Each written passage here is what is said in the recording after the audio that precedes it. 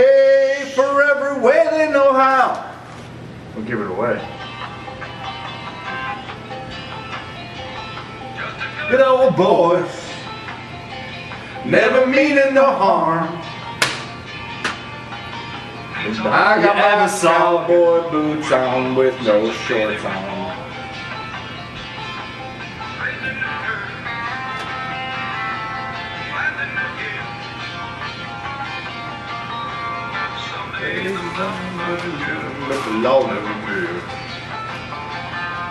Alright, that's enough. It's enough. Enough of this hillbilly shit. Welcome back to the Jacked Up Fantasy Football League preview show. We're moving on to our two expansion teams.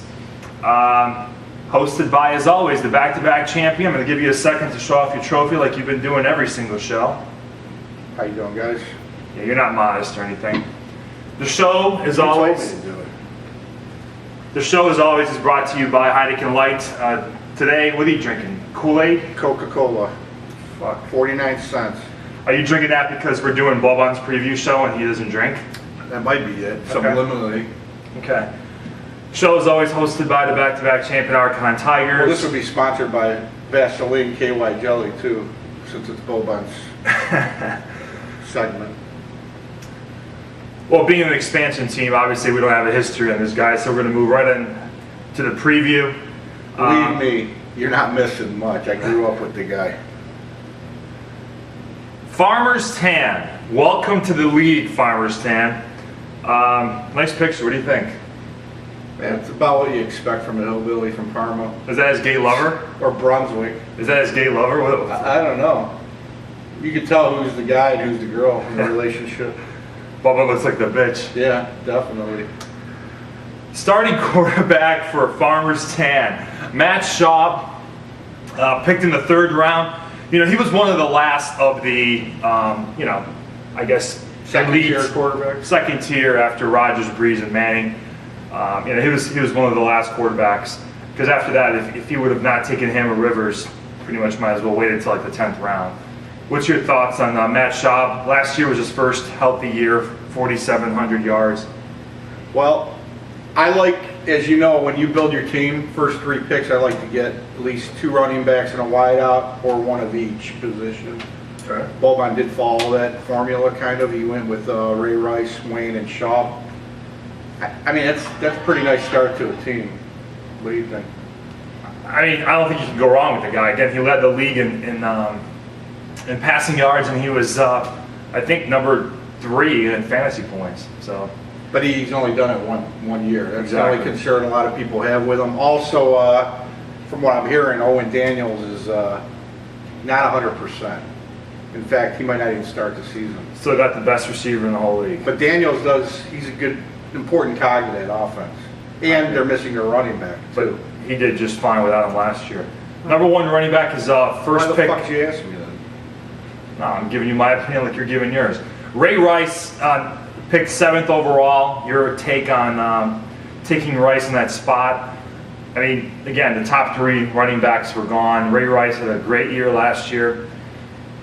That was another solid pick. You could have gone Mike Turner there maybe, or Ray Rice. Ray Rice catches the ball a little more, and he's going to be in a good offense with Flacco and Bolden and company. Okay. I think it's a solid pick. I mean, it's better than Maurice Jones-Drew. You could have had Ray Rice. Yeah, well, we already made a bet about Maurice Jones-Drew in my preview show being the number 1 fantasy running back in 2010. And Frank Gore. Dude, you're not into it today. What's wrong with you? What do you mean? You're just not. No, Frank Gore's. Show some I don't think he- enthusiasm for your cousin. I don't man. think he should be a first-round pick. T-Mac screwed that up. Okay, but we're not talking about T-Mac. This is Bubba. I'm going to talk about everything I want to talk about. Okay, we only have 10 minutes here. So Reggie Wayne, number 1 He doesn't have a receiver. history, so we had a little more time. No, we don't. We're playing that stupid Dukes of Hazzard song. Reggie Wayne, I think the guy is on his decline. I would have not taken Reggie Wayne with Roddy White still out there, Miles Austin still out there, Calvin Johnson.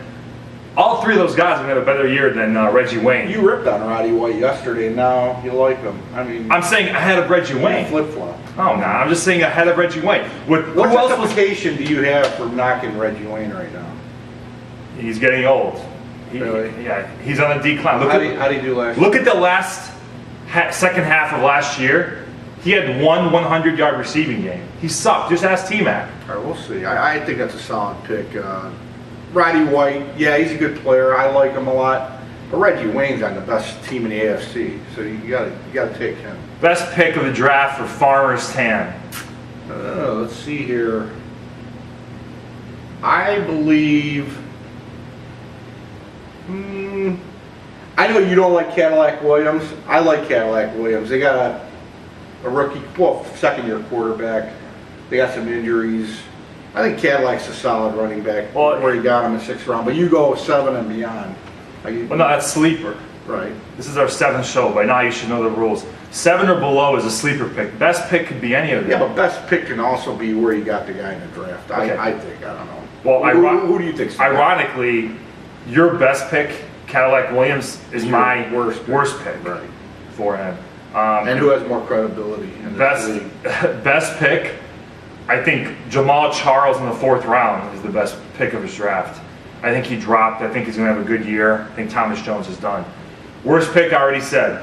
I already called. You could also say Jerome Harrison now that Hardesty's out. I mean, he gets him in the 10th round. He's going to be the #1 guy there. It's too small. He's the #1 guy.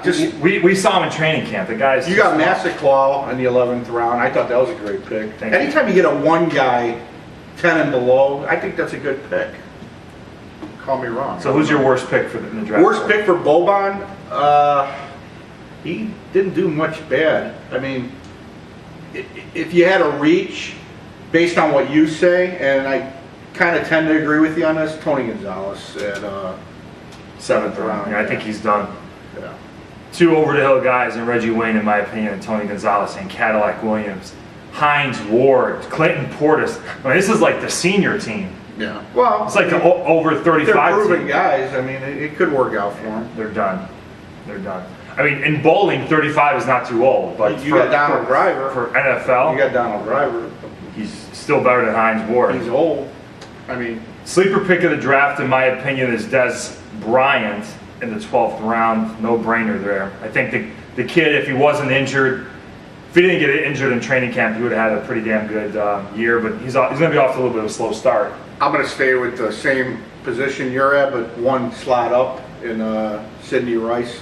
He's done it before. How could that be? Des Bryant hasn't done it yet. He won't be back till week 9 or 10. How's that a sleeper? Playoff time, that's a great addition. Okay, dude, he's going to be out of the playoffs. You don't by think then. long term. That's what your problem is, kid. I don't pick up. The sooner you learn to do that. Why take Sidney Rice in the 11th round when he's out the first 8? Because he's out there. It's going to take him 2 games to just get back in the swing of things. You'd be surprised how quick he should have had that surgery. These guys after the playoffs. These guys are coming back a lot quicker than they used to. Look at T.O. a couple years ago. He was back. But why not have surgery in January? January? Look at Wes Welker. Wes Welker's back already. Yeah. They projected him, week 5 of this year? Bold prediction for Farmers Tan. Don't ignore me either. I'm not ignoring you, dude.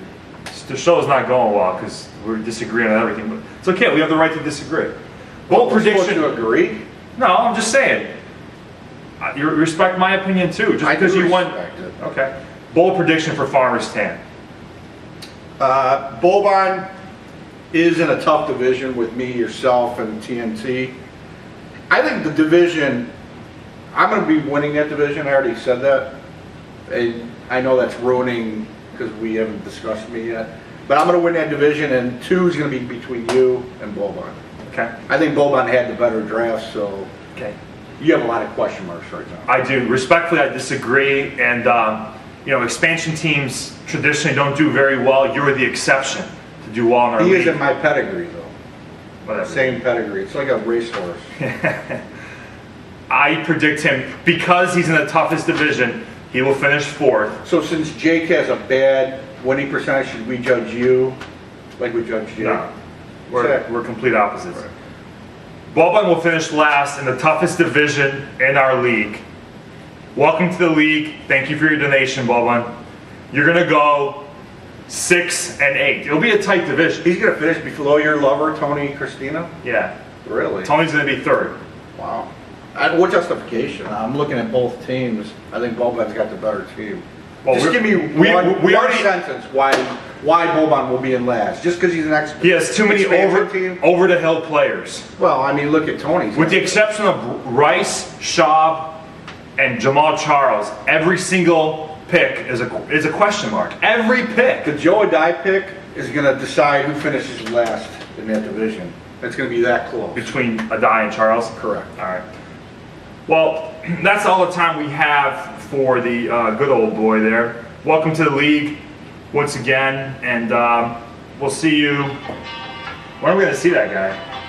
Where's Crazy Cooter and Daisy? And Uncle Jesse. I'll still fuck Daisy, dude. She's I would hot. too. Bye. See ya. We got to cut something out where we're